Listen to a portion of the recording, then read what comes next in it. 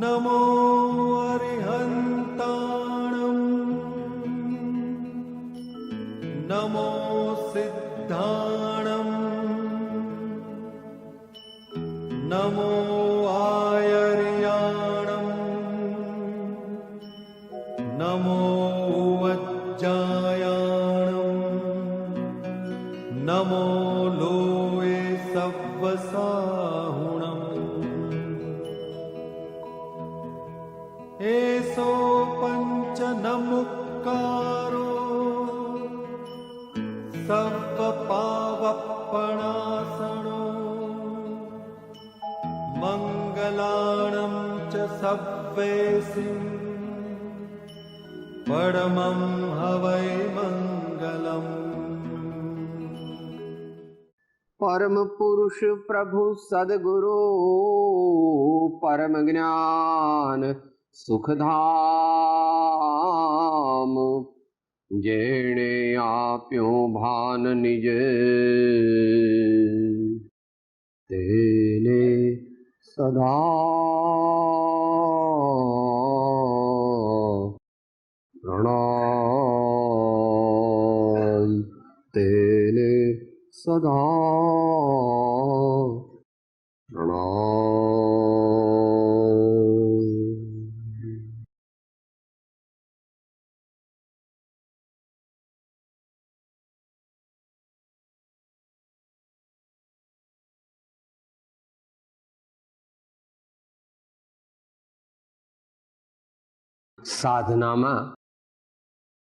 સાધના માર્ગમાં નિરંતર સાવધાન રહેવાનું છે.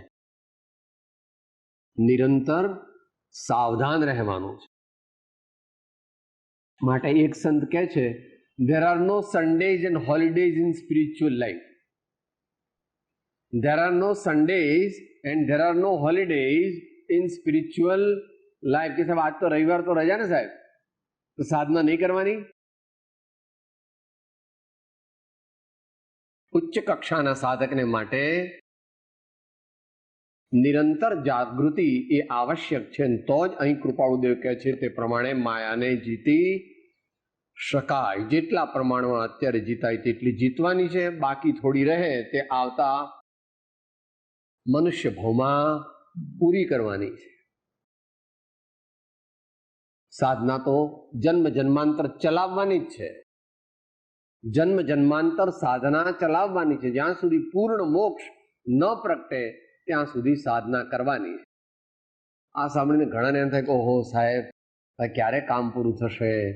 તો આટલું બધું ઠંડી ગરમી, ભૂખ તરસ, માન અપમાન, તો કે ભાઈ એકવાર આત્મજ્ઞાન થાય અને થોડી સાધના આગળ થાય એટલે તને સાધના એ દુઃખરૂપ નથી, સાધના આનંદમય છે. સાધના આનંદમય છે. લોકોને એમ લાગે છે કે આને બહુ મુશ્કેલી છે, પણ સાધના આનંદમય છે. તમારી દુનિયામાં પણ એવું છે.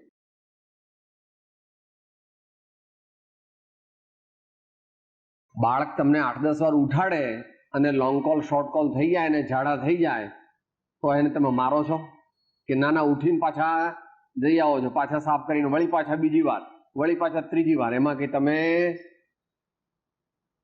કંટાળો લાવતા નથી. અને 11:30 પોણા 12 કોક વાર 5-7 જણ ટપકી પડે તો જરાક બધું એડજસ્ટ કરી લો છો કે કઈ 5-7 માણસ છે ને હું પહોંચી વળીશ, કે વાંધો નથી. બીજાને એમ લાગે ઓહો તમારે બહુ તકલીફ પડશે, હવે આટલા 7 જણને કેવી રીતે સમાવવા? એટલે કે એ તો મારી પાસે બધી આર્ટ છે. આમ તો શીરો બનાવી દઉં ને આમ કચુંબર બનાવી દઉં એટલે પછી વાંધો નહીં. ત્યાં સુધીમાં ભાત મૂકીશ ત્યાં તો હજુ વાર લાગશે. લે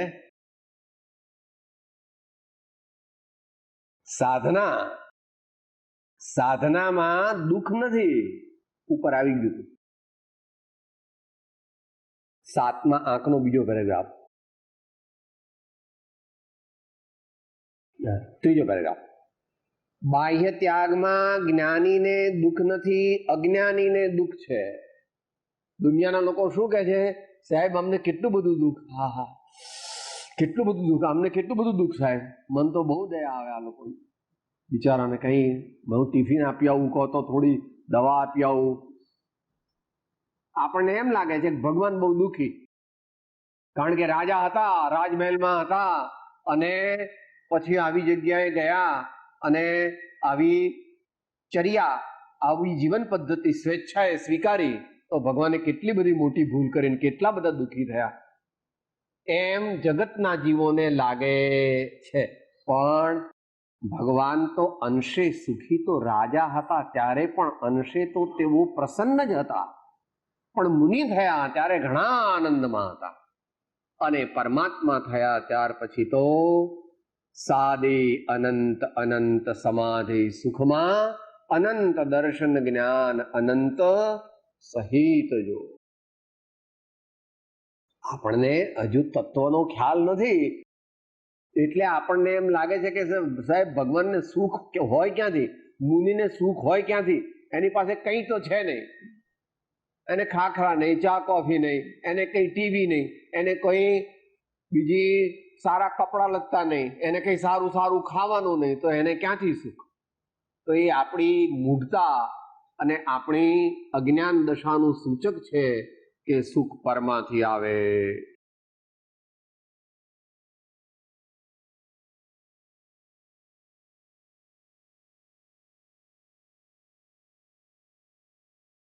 નિરંતર જાગૃતિ દ્વારા જ માયાને ક્રમે કરીને જીતી શકાય છે. માર્ગ ક્રમિક છે, માર્ગ ક્રમિક છે. કે સાહેબ એ કેવી રીતે આપણને ખબર પડે? એટલે ભગવાને ગુણસ્થાન કહ્યા છે. પહેલું, બીજું, ત્રીજું એ છોડવા જેવા છે, ચોથું પામવા જેવું છે, પાંચમું આરાધવા જેવું છે, છઠ્ઠું સાતમું ઘણા આનંદને દેવા વાળું છે, અને પરમાત્મા દશા જે છે એની તો કઈ વાત જ નથી. આઠમાંથી પરમાત્મા દશા જ કહેવાય અપેક્ષાએ. 8, 9, 10, 11, 12 એનો સમય કેટલો છે? Fraction of a second. 8મું, 9મું, 10મું, 11મું ને 12મું એ કેટલો વખત? માટે ક્રમિક છે, ક્રમિક છે. આ તો કર્ણાનુયોગની. કોઈ કે સાહેબ અમે તો આવું બધું નથી માનતા, તો કઈ વાંધો નહીં. જ્ઞાનીઓએ કહ્યું, મીરાબાઈ કહે છે, જન્મ જન્મ કી પૂંજી પાઈ, જન્મ જન્મ કી પૂંજી પાઈ, જગ में सभी खोवायो पायो जी मैंने राम रतन धन पायो, पायो जी मैंने राम रतन धन पायो. 194 કૃપાળુદેવ કહે છે, જ્ઞાન તેથી અમને થયું હતું. 194 જ્ઞાન તેથી અમને. જ્ઞાની પ્રત્યક્ષ એવા જ્ઞાનીની સેવા કરવાથી, એમની આજ્ઞાનું આરાધન કરવાથી અમને જ્ઞાન થયું હતું. અને કૃષ્ણ ભગવાન તો એકદમ કહે છે, અનેક જન્મનામંતે જ્ઞાનવાન મામ પ્રપદ્યતે વાસુદેવમ સર્વમિતિ સમહાત્મા સદુર્લભ. ભગવાન સાથે એકદમ પાક્કો પ્રેમ કોને થાય? ઘણા ભવોની આરાધના હોય તો જ ભગવાન ગમે. અત્યારે બધા લગભગ સમજો કે લાખમાંથી 99,999 મનુષ્યોને ભગવાનને જોઈને દૂરથી જ બારણામાંથી આમ જરા એટલે બાને કહેવા થાય ને કે હું દર્શન કરી આવ્યો. કારણ કે મમ્મી પૂછે કે ભાઈ આ દર્શન કર્યા તે? તો કે કહેવું તો પડે ને કઈ, એટલે આમ જરા ભગવાન જય. પરમાત્મા સાથે કૃપાળુદેવ કહે છે, પરમાત્મા સાથે પ્રીતિ ગમે તેટલી વિકટવાટથી થતી હોય તો પણ તે કરવી યોગ્ય જ. માટે ધીમે ધીમે આપણને મોક્ષ માર્ગની પ્રાપ્તિ થાય છે. પણ ધીમે ધીમે નો અર્થ કોઈ એમ કે પ્રમાદથી હોતી હૈ ચલતી હૈ એમ નહીં. પૂરી શક્તિ લગાવવાની પણ છતાં ધીરજ રાખવાની. પૂરી શક્તિ લગાવવાની છતાં ધીરજ રાખવાની. પૂરી શક્તિ લગાવવાની છતાં ધીરજ રાખવાની. એ પ્રમાણે છે. અહીંયા આપણને કહે છે, જરા સમતા આવે કે અહંકાર આવીને ભૂલાવે છે કે હું સમતા વાળો છું, માટે ઉપયોગ જાગૃત રાખવો. માયાને શોધી શોધીને જ્ઞાનીએ ખરેખર જીતી છે. તો પોતાના ગુણોનું ઉત્કૃષ્ટપણું પણ સહન કરવાનો અભ્યાસ કરવો. મોટા ભાગે તો આપણામાં એવા ગુણો છે જ નહીં, પણ કદાચ એકાદ ગુણ પ્રગટે તો કે છે કે હું ક્ષમતા વાળો છું, એવું અભિમાન, એવો ભાવ આવે કે તરત કહેવું કે મારી ક્ષમતા ક્યાં ને મોટા જ્ઞાની પુરુષોની ક્ષમતા ક્યાં, હું તો વિષમતા વાળો છું. આવા મોટા જ્ઞાની પુરુષો પૂર્વે થયા, એમના પ્રમાણમાં હું તો અજ્ઞાની વિષમ ભાવ વાળો છું. એમ વિનય ભાવ, દાસત્વ ભાવ લાવવા માટે હવે અહીંયા એનો ઉપાય બતાવશે આગળ. માયાને જીતવી કેવી રીતે એ કહેશે. માયાને શોધી શોધીને જ્ઞાનીએ ખરેખર જીતી છે. એટલે સ્વનિરીક્ષણમાં સૂક્ષ્મ નિરીક્ષણ પણ જોઈએ. સ્વનિરીક્ષણમાં સૂક્ષ્મ નિરીક્ષણ પણ જોઈએ. સામાન્ય પોતાના દોષો નહીં જોઈ જવાના. Minute, very minute observation.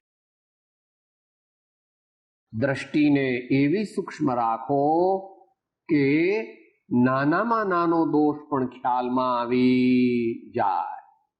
આવો આપણે પ્રયત્ન કરવાનો છે. હવે એનો ઉપાય બતાવે છે.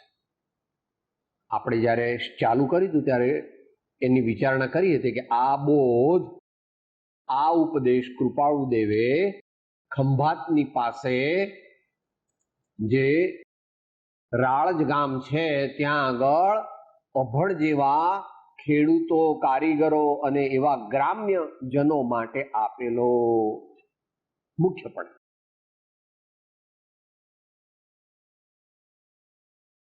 કેવી રીતે માયાને જીતી? ભક્તિ રૂપી સ્ત્રી છે તેને માયા સામે મૂકે ત્યારે માયાને જીતાય. શું કર્યું? Replacement therapy. મેડિકલ ટર્મિનોલોજીમાં શું? Replacement therapy. એટલે 331. પત્રાંક કયો? 331. રાગ કર્યા વિના તો તું રહી શકતો નથી. તો શું કરવું? તો કે ભગવાન સાથે કરવો, સત્પુરુષ સાથે કરવો, સત્શાસ્ત્ર સાથે કરવો, મુમુક્ષુઓ સાથે કરવો. રાગ વિના તો રહી શકતો નથી. આ એનો એક ઉપાય. ભક્તિરૂપી સ્ત્રી છે તેને માયા સામે મૂકે ત્યારે માયાને જીતા. આ સાદી ભાષામાં કીધું. એટલે શું કે સંસારગત વાહલપ એટલે માયા અને અસંસારગત વાહલપ એટલે ભક્તિ. 331 કન્વર્ટ કરી નાખીએ. સંસારગત વાહલપ એટલે માયા અને અસંસારગત વાહલપ એટલે ભક્તિ. બસ આટલું થાય તો ઉત્તમ મુમુક્ષુ દશા પ્રગટી જાય. પણ એકદમ થાય નહીં કઈ. આ કઈ એકદમ ન થાય. હમણાં ભાઈએ આપણને બતાવ્યું કેટલું અઘરું છે. એક એક નિયમ, એક ભાવ, એક અતિચાર ટાળવો, જાગૃત રહેવું, એ કઈ એકદમ થાય નહીં. પણ અભ્યાસ અને પ્રમાણિક પ્રયત્ન, અભ્યાસ અને પ્રમાણિક પ્રયત્ન, વૈરાગ્ય, એમ કરતા કરતા કરતા આગળ જવાય. હવે કેમ જીતાય છે એનું આપણને જવાબ આપે છે. ભક્તિમાં અહંકાર નથી માટે માયાને જીતે. ભગવાન સાથે પ્રેમ કરીએ ત્યારે હું ક્ષમતા વાળો છું એને બદલે શું થાય? શું ભાવ આવે? मैं संतन को दास जिन्होंने मन मार लिया, मैं संतन को दास जिन्होंने मन मार लिया. શું પોતે કહે છે? હું પરમાત્માનો સેવક છું, હું સંતોનો સેવક છું. એટલે એવા ભાવ કરે છે. એવા ભાવ કરે ત્યાં અહંકાર ટકી શકે નહીં. ત્યાં અહંકાર ટકી શકતો નથી. માટે દાસત્વ ભાવ એ એક શ્રેષ્ઠ સાધના છે. જો કે ઘણા લોકોને બહુ એ અનુકૂળ આવતું નથી. સ્વભાવગત સંસ્કારોને લીધે છતાં વિચારવું કે જેનું દાસત્વ આપણે ગ્રહણ કરીએ છીએ અથવા કરવું છે તેનું દાસત્વ ઇન્દ્રએ સ્વીકાર્યું છે, ચક્રવર્તીએ સ્વીકાર્યું છે, મોટા નાગેન્દ્રોએ સ્વીકાર્યું છે.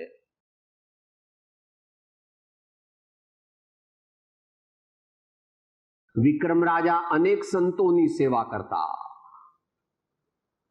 ભોજ રાજા પણ અનેક સંતોની સેવા કરતા, હર્ષવર્ધન પણ અનેક સંતોની સેવા કરતો.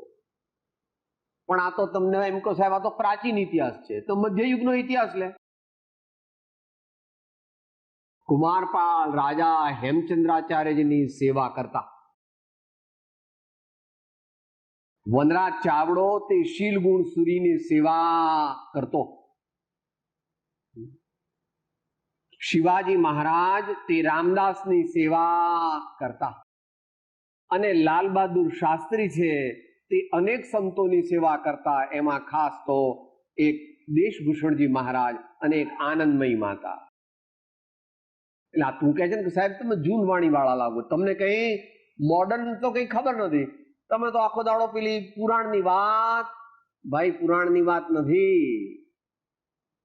આ તમારા બજાજ બધા શેઠ છે ને, અને બિરલા શેઠ છે ને, એ ગાંધીજી અને વિનોબાજી ભાવેને પગે લાગીને એમની આજ્ઞા પ્રમાણે ચાલતા. હમણાંની વાત છે. અત્યારે વિનોબાજીને ગયા તો હજી 4-5 વર્ષ કે 10 વર્ષ થયા છે. જૂના જમાનાની વાત નથી. તમારામાંથી કોઈ કે તો દર્શન પણ કર્યા હશે.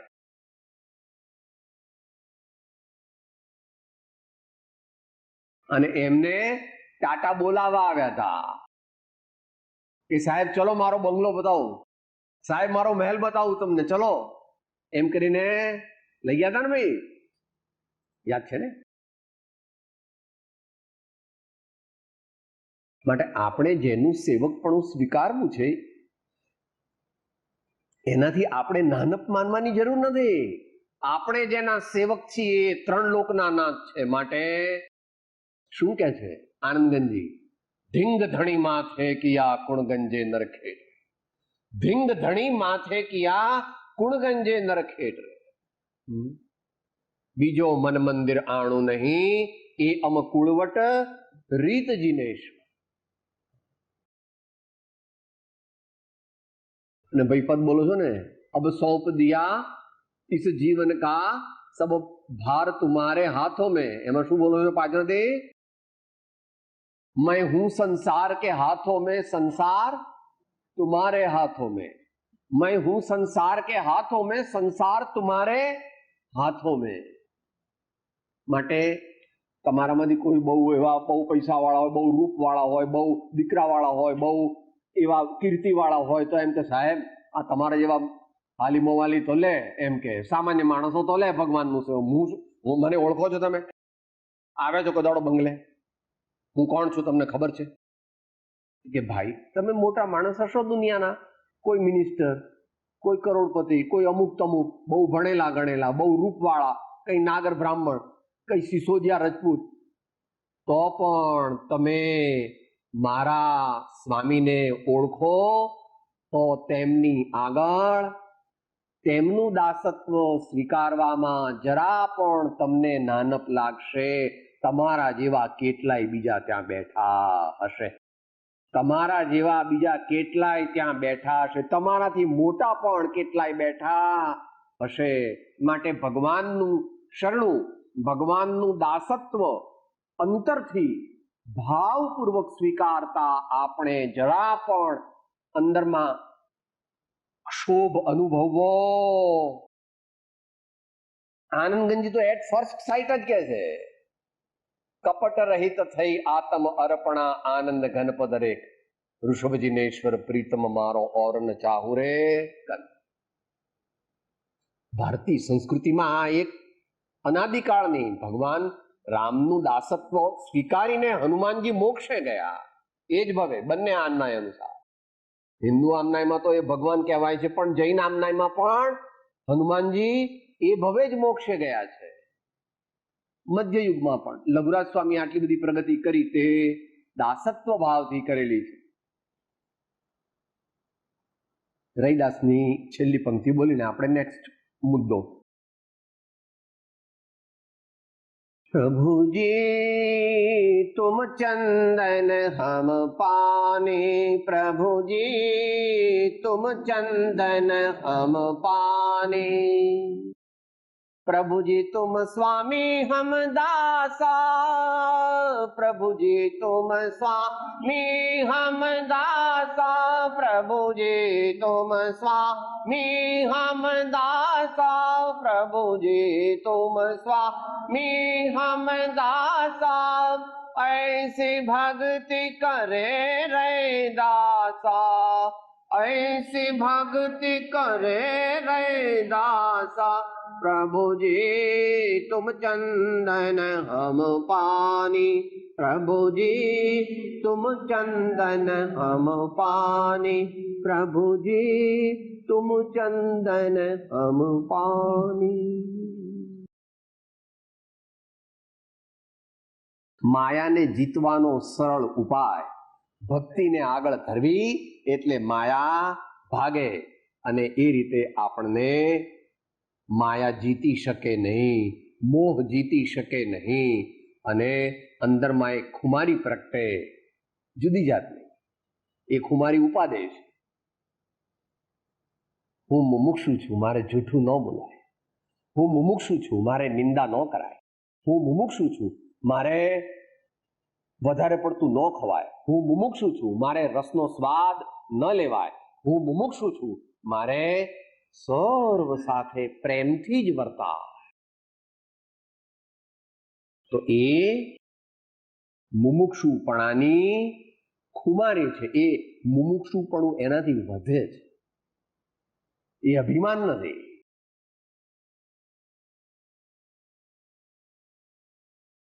એ ખુમારી છે. એ ખુમારી આવશ્યક છે અને એ ખુમારી ઉપકારી છે.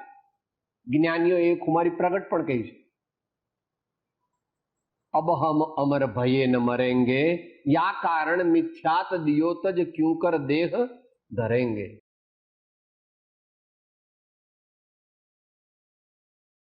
सम्यक दर्श जोई आत्म स्वरूप सोई, मेरे घट प्रगटा बनारसी कहत है.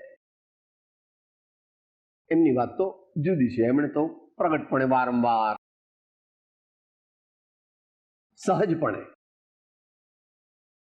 સહજપણે આત્માનો વૈભવ એમની પાછળ પાછળ ચાલે છે.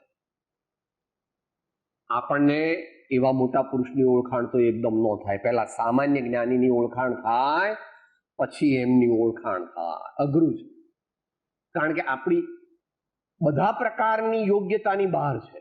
આગલા ભવના સંસ્કાર નથી, આ ભવના સંસ્કાર નથી, એટલું શાસ્ત્ર જ્ઞાન નથી, એટલું હૃદય નિર્મળ નથી, એટલા કશાય મંદ નથી, એટલી તીવ્ર જિજ્ઞાસા નથી, અને એવું નમસ્કાર મંત્રના સુપાત્રો પ્રત્યે અંતરનો અહોભાવ નથી.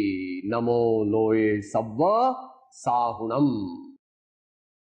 તો એને આગળ રાખવાની, ભક્તિને આગળ રાખવાનું કૃપાળુદેવ કહે છે. આજ્ઞામાં અહંકાર નથી, સ્વચ્છંદમાં અહંકાર છે. રાગ દ્વેષ જતા નથી ત્યાં સુધી તપશ્ચર્યા કરી તેનું ફળ શું? જનક વિદેહીમાં વિદેહીપણું હોય નહીં, કલ્પના છે. સંસારમાં વિદેહીપણું રહે નહીં એમ ચિંતવવું નહીં.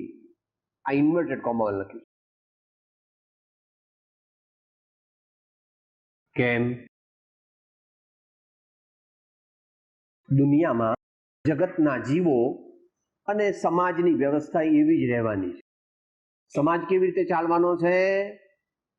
સિદ્ધાંત પદ્ધતિ પ્રમાણે. એટલે શું? આંખોથી દેખે તેને માને. કારણ કે દિવ્ય નયન નથી, એટલે દિવ્ય નયન નથી એટલે આંધળા છે. આંધળા છે એટલે દિવ્યતા દેખી શકતા નથી. એટલે જ છે લોકો માટે એ વ્યવહારનો નિષેધ નથી, પણ એને પરમાર્થ ન માનવો. એને પરમાર્થ ન માનવો. એને પરમાર્થ કોણ ન માને? અધ્યાત્મ પદ્ધતિને અને અધ્યાત્મ દ્રષ્ટિને અનુસરવું જોઈએ. યાદ રાખો, ભલે અત્યારે દેશકાળ વિપરીત છે અને જગતના મનુષ્યો સામાન્યપણે આનો સ્વીકાર કરવાના નથી, તો પણ અધ્યાત્મ જે છે એ અધ્યાત્મ દ્રષ્ટિનો સ્વીકાર કર્યા વિના કામ ચાલશે નહીં.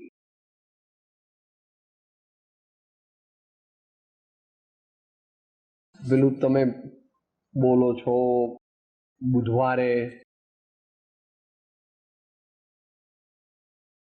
સાંજે, બુધવારે બોલો છો ને અમિત ગતિ સામાયિકની સાથે, બીજું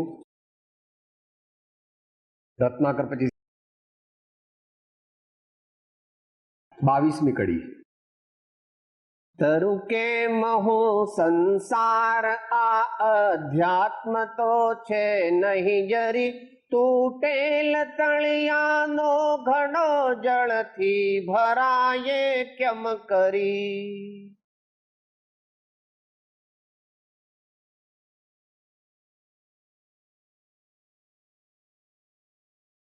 ત્રણ કાળ ત્રણ લોકમાં કોઈ પણ જીવને પરમાર્થની પ્રાપ્તિ આત્મજ્ઞાન વિના થઈ શકતી નથી. કે સાહેબ એકાંત કહેવાય કે એકાંત, આવો એકાંત કે સાહેબ તમે એકાંત કરો પણ અમે માનીએ નહીં. તો 569 નું કેટલામું વાક્ય? 569 નું પહેલું, સર્વ ક્લેશથી અને સર્વ દુઃખથી મુક્ત થવાનો ઉપાય એક આત્મજ્ઞાન. સમયસારની ગાથા,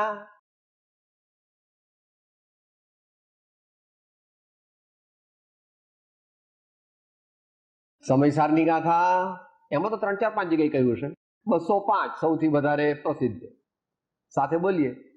બહુલોક જ્ઞાન ગુણે રહિત આપદ નહીં પામી શકે, રે ગ્રહણ કરતું નિયત આજો કર્મ મોક્ષે છાતને. ત્યાં શકે શબ્દ વાપરે છે, અત્યારે વિષય નથી પણ જાણ. બહુલોક જ્ઞાન ગુણે રહિત આ પદ નહીં પામી શકે. શ્રીમદ ભગવદ ગીતા શું કહે છે? જ્ઞાનાગ્નિ સર્વ કર્માણિ ભસ્મસાત કુરુતે અર્જુન. જ્ઞાનાગ્નિ સર્વ કર્માણિ ભસ્મસાત કુરુતે અર્જુન. જ્યાં સુધી આત્મજ્ઞાન રૂપી અગ્નિ પ્રગટ્યો નથી ત્યાં સુધી તું જે બધું કરે તે ઠીકા ઠીક છે. બધું તે કર્યું એ ઠીક છે. આત્માનો લક્ષ્ય, આત્માની દ્રષ્ટિ, અને તે માટે તો સત્સંગ અને સદગુરુનો સમાગમ અને પોતાની પાત્રતા જોઈએ. માટે અહીંયા જનક વિદેહીનું દ્રષ્ટાંત આપીને કહે છે કે સાહેબ આ સીતા માતા હતા ને, એમના બાપુજી હતા ને, એ જનક રાજા એ વિદેહી કહેવાતા, પણ રાજા હતા ને એ કઈ વિદેહી જ્ઞાની હોય કઈ? એ તો રાજા હતા. વિતરાગ દર્શનમાં એવું નથી. વિતરાગ દર્શનમાં તો બધા તીર્થંકર ભગવાન મહાજ્ઞાની જન્મ પહેલા હોય છે. માતાના ઉદરમાં આવે ત્યારે જ મહાજ્ઞાની હોય છે. મહાજ્ઞાની એટલે 3 જ્ઞાનના ધારણ કરનારા, અનેક શાયિક સમકીતિ. માટે રાજા હોય એટલે અજ્ઞાની જ હોય એવો નિયમ નથી. કળિયુગમાં વાત જુદી છે ઇન જનરલ. કળિયુગમાં વાત જુદી છે ઇન જનરલ, તોય પણ એમાં અપવાદ હોઈ શકે છે, પણ ઇન જનરલ. એટલે શું કીધું કૃપાળુ દેવે ઈડરના રાજાને? રાજેશ્રી તે નરકેશ્રી. પણ એ કોના માટે? આ કાળના રાજાઓ માટે સામાન્યપણે. આપણે કઈ રાજાઓનો વિરોધ કરવાનો નથી, પણ જેમ છે તેમ છે. તો જનક રાજા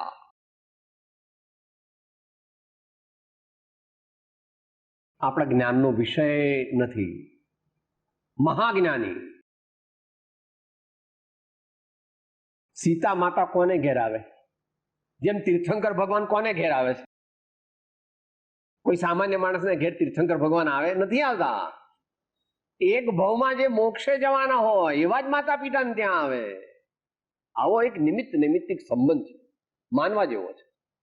માનવા જેવો. તમારી દુનિયામાં પણ તમે નૈમિત્તિક સંબંધ માનો છો, તમે માનો છો, પણ તમારી એ હોશિયારી દુનિયાવી કાર્યોમાં બરાબર ચાલે છે. તમે કોઈને બંગલે જઈ આવો અને તરત આવીને પૂછો કેમ લાગ્યું, કેમ છે પાર્ટી. મારો અંદાજ છે કે લગભગ 20 થી 25 કરોડની આ પાર્ટી છે. લે હાલ, કાંઈ ખબર છે તને? તો પણ તારો અંદાજમાં બહુ તો 5-7% જ ફેર પડે. આ પ્રકારનો બંગલો, આટલી મોટરો, આટલા નોકરો, આ પ્રકારનું વર્તન, આ પ્રકારના ગેસ્ટ હાઉસ, આ પ્રકારનો વ્યવહાર, આ પ્રકારનું ડાઇનિંગ ટેબલ, આ પ્રકારની સોનાની કે ચાંદીની થાળીઓ, આ પ્રકારનું બધું હોય અને પાછા તમે હોશિયાર છો પાછા, કારણ કે એમાં તો બહુ જ હોશિયાર છીએ આપણે. કદાચ ભાડે લઈ આવ્યો હોય તો કે સાહેબ ખબર પડી જાય, હા હું કઈ તમારા જેવો નથી, ખબર પડી જાય કે આ તો કોકનું લઈ આવ્યો છે. નૈમિત્તિક સંબંધથી તમે તરત કહી દો કે આ પાર્ટી 20 થી 25 કરોડની અંદર છે. હા, તો અમારા સ્વામી જે મહાજ્ઞાની છે, આ તે જનક રાજા એવા હોય તો જ એમને ત્યાં સીતા માતા રૂપી રત્ન આવે, અથવા એ જ પ્રમાણે તીર્થંકર આદિનું સમજી લેવું. અને તેથી પૂજ્ય પુરુષો અને પૂજ્ય પુરુષોના માતા પિતા પણ વંદ્ય છે. કોઈ અપેક્ષાએ તેમના માતા પિતા પણ વંદ્ય છે. માટે ઇન્દ્ર જે વાત કરે છે, ભલે શ્રદ્ધાની વાત છે, પણ એ તો મોટા ભાગે શ્રદ્ધાવાળા છે. પુત્ર તમારો ધણી અમારો, તારણ તરણ જી હાજરે, માતા જતન કરીને રાખજો, તુમ સુત અમ આધાર રે. ઇન્દ્ર જતા જતા કહે છે, હે માં, પુત્ર તમારો, ધણી અમારો, તાર તો કદાચ કઈ ગુજરી જાય તો વળી બીજો દીકરો તન તો કદાચ મળે, પણ ધણી અમારો, તારણ તરણજી હાજરે. આખા જગતના કેટલાય જીવો એનાથી, એમના નિમિત્તથી તરવાના. માતા જતન કરીને રાખજો, તુમ સુત અમ આધાર રે. ભલે એમાં કવિત્વની કલ્પના બી હશે, એનો વાંધો નથી, પણ આપણે સમજવાનું એમાં, આપણે તો તત્વ લેવું, આપણે તો તત્વ લેવું. માટે તીર્થંકરના માતા પિતા તે પણ એક વિશેષતા છે, ગમે તેને ત્યાં ના. તો જનક રાજા વિદેહી હતા એમ માનવું તે યોગ્ય છે. એના તો પછી ઘણા દ્રષ્ટાંત આવે છે, એ શાસ્ત્રથી વાંચી લેવા. જનક વિદેહીમાં વિદેહી પણ હોય નહીં, કલ્પના છે, સંસારમાં વિદેહી પણ રહે નહીં, એમ ચિંતવવું નહીં. એટલે આખો સમયસાર, સામાન્ય રીતે સમયસાર અનપોપ્યુલર છે. સામાન્ય રીતે સમયસાર અનપોપ્યુલર છે, કારણ કે જ્ઞાનીને બંધ નથી. એમ કે જ્ઞાની ત્યાગ હોય ને ત્યાગ ન પણ હોય તો એકદમ આપણને બીક લાગે છે કે હાય હાય ત્યાગ માર તૂટી જશે. એવું કઈ છે નહીં. સત્યને સત્ય રૂપે સ્વીકારવું. કદાચ આપણે ન સ્વીકારીએ તો પણ સત્ય કંઈ અસત્ય થઈ જતું નથી. માટે તીર્થંકર જ્યારે રાજા હોય ત્યારે પણ જ્ઞાની હોય છે, અને જનક રાજા જ્યારે રાજા હતા ત્યારે પણ જ્ઞાની હતા. અને કળિયુગની અંદર પણ એવા મહાજ્ઞાની પુરુષો થયા છે કે જેમને ત્યાગનો યોગ, સંપૂર્ણ ત્યાગનો યોગ ન હોય તો પણ તેઓ જ્ઞાની હતા, અને એના ઉપર કૃપાળુદેવ છાપ મારે છે. એ લઈને આપણે આગળ ચાલીએ. આગળ જ્ઞાને થઈ ગયા વર્તમાનમાં હોય, થાશે કાળ ભવિષ્યમાં માર્ગ ભેદ નહીં કો.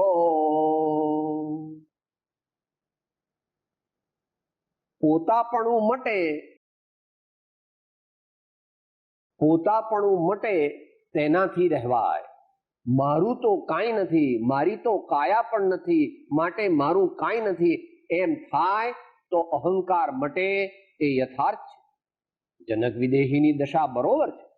વશિષ્ઠજીએ રામને ઉપદેશ દીધો ત્યારે રામે ગુરુને રાજ અર્પણ કરવા માંડ્યું, પણ ગુરુએ રાજ લીધું જ નહીં, પણ અજ્ઞાન ટાળવાનું છે એવો ઉપદેશ દઈ પોતાપણું મટાડ્યું. અજ્ઞાન ગયું, તેનું દુઃખ ગયું. શિષ્ય અને ગુરુ આવા જોઈએ.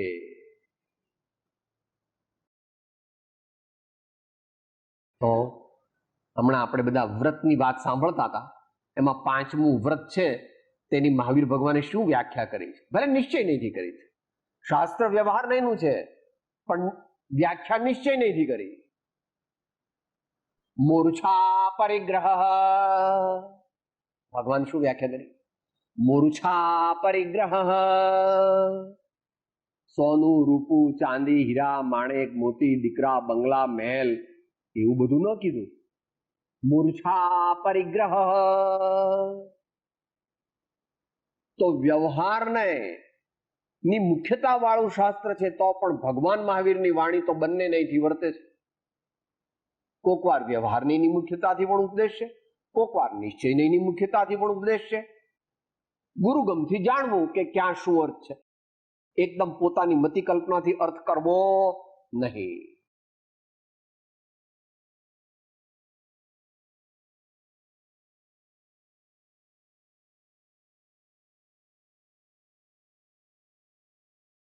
શ્રી સમયસારમાં 19, 20, 21 ગાથામાં અજ્ઞાનીની વ્યાખ્યા કરી છે, યુનિવર્સલ વ્યાખ્યા. દિગંબર જૈનો માને કે શ્વેતાંબર જૈનો માને અથવા જૈનો માને અથવા બ્રાહ્મણો માને અથવા ભારતમાં માને એવું નહીં. વર્લ્ડ રિલિજન કોન્ફરન્સ થાય તો પણ અજ્ઞાનીની એ વ્યાખ્યા જે છે એ મુસલમાન ભાઈઓને માનવી પડે, ખ્રિસ્તી ભાઈઓને માનવી પડે, પારસી ભાઈઓને માનવી પડે, શીખ ભાઈઓને માનવી પડે, હિન્દુ ભાઈઓને પણ માનવી પડે. એમાં દેશકાળનું ક્યાં કીધું? અમુક શાસ્ત્ર ન આવડે એનું નામ અજ્ઞાન, અમુક ભાષા ન આવડે એનું નામ, એવું કહેતા જ નથી જ્ઞાની. જ્ઞાની કહે છે જે તારું નથી તેને તું તારું માને છે એનું નામ અજ્ઞાન. જે તારું નથી એટલે તારો મૂળ સ્વભાવ નથી એને તું તારું માને છે, એ તું કે હું કે કોઈ એ બધા જીવ અજ્ઞાન. પછી એ તો મોટા પુરુષ છે એટલે મોટી, એટલે એમની વ્યાખ્યા બધી શાસ્ત્રીય પરિભાષામાં. પણ આપણા જેવા એ અલ્પજ્ઞોએ એનાથી સમજવું કે મૂર્છા છે તે પરિગ્રહ છે. અહીંયા જે મમતા મટાડવાની વાત છે, પોતાપણું મટાડવાની વાત છે, એ બોલતી વખતે પણ આપણે બોલીએ ને ત્યારે બહુ જેટલી જાગૃતિ હશે એ પ્રમાણે વચન પણ એવું નીકળશે, ક્રમે ક્રમે ક્રમે ક્રમે. આ તમારી પેન છે, આ તમારો દીકરો છે, આ તમારું ઘરનું ઘર છે કે ભાડાનું ઘર છે?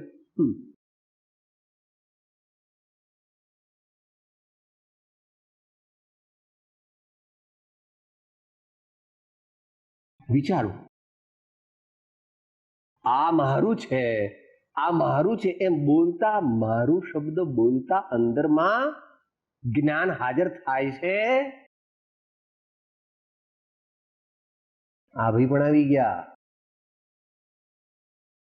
મારો હાથ, મારા પગ, મારી આંખો, મારું નાક,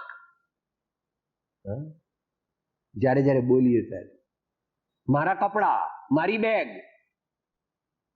જ્યારે બોલીએ ત્યારે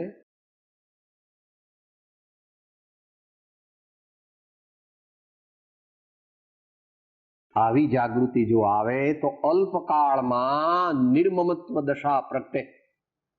આવી જાગૃતિ હર સમયે જો આવે, ગભરાવ નહીં હો સાહેબ, તો તમારો દીકરો બધા જતા રહે તો ન જતા રહે.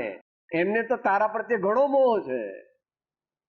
આપણને આપણા દીકરા પ્રત્યે જેટલો ભાવ હોય ને એના કરતા ઘણો વધારે. આપણે કદાચ જરા આગા પાછા થઈએ તો એ રડવા માંડે. એટલે માતાઓએ વિચારવું નહીં કે સાહેબ આવું કરું તો પછી મારા છોકરા બધા જતા રહે. ન જતા રહે. એમને તો ઘણો મોહ છે મા બાપ પ્રત્યે. અને એવી રીતે તમે અંદરમાં માનો કે બંગલો મારો નથી, બંગલો જતો ન રહે. હો હા, મોટર મારી નથી એમ અંદરમાં માનીએ તો તીર્થંકર ભગવાન જન્મ્યા પહેલા માને છે કે શરીર મારું નથી, મા બાપ મારા નથી, રાજ્ય મારું નથી, એમ અંતરમાં માને છે. અને છતાં એ જન્મ્યા પછી શું થાય છે? વર્ધમાન. વર્ધમાન એ જન્મ્યા પછી શું થયું? ધન ધાન્ય, રાજ્યની સત્તા, રાજ્યના જે દુશ્મનો હતા મિત્ર બની ગયા, ચારે બાજુ આનંદ આનંદ થઈ ગયો, બધું વધવા માંડ્યું. એટલે ત્રિશલા માતા અને સિદ્ધાર્થ રાજાએ બાબાનું નામ રાખ્યું વર્ધમાન. એ વર્ધમાન અંદર જાણતા હતા કે મમ્મી હું તો જરા ટેમ્પરરી આવ્યો છું તારે ઘેર, કે તું થોડી મારી મમ્મી છો, એ તો કહેવાય કે મમ્મી અથવા પપ્પા, એવું ભગવાન જાણતા હતા. વિચારવા જેવું છે.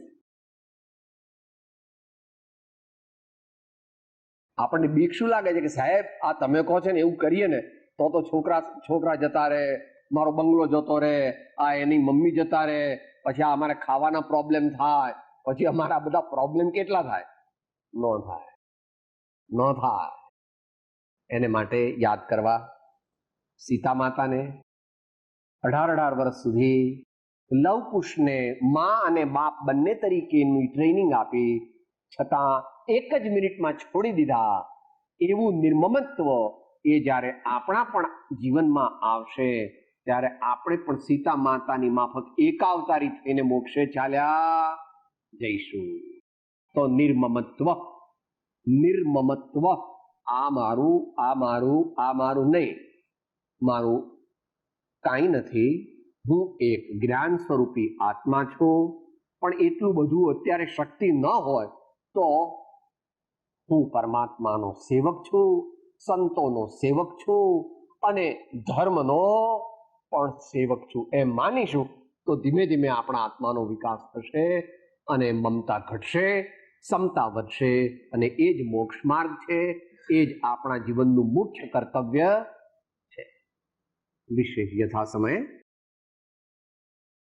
દેહ છતાં જેની દશા વરતે દેહાતે, તે જ્ઞાનીના ચરણમાં હો વંદન. સદગુરુ પરમ કૃપાળો ત્રિલોકના સબ સંતન કી જય. આનંદ. હું આત્મા છું, આપનો સેવક છું, સૌનો મિત્ર છું. હું આત્મા છું, આપનો સેવક છું, સૌનો મિત્ર છું. હું આત્મા છું, આપનો સેવક છું, સૌનો મિત્ર છું.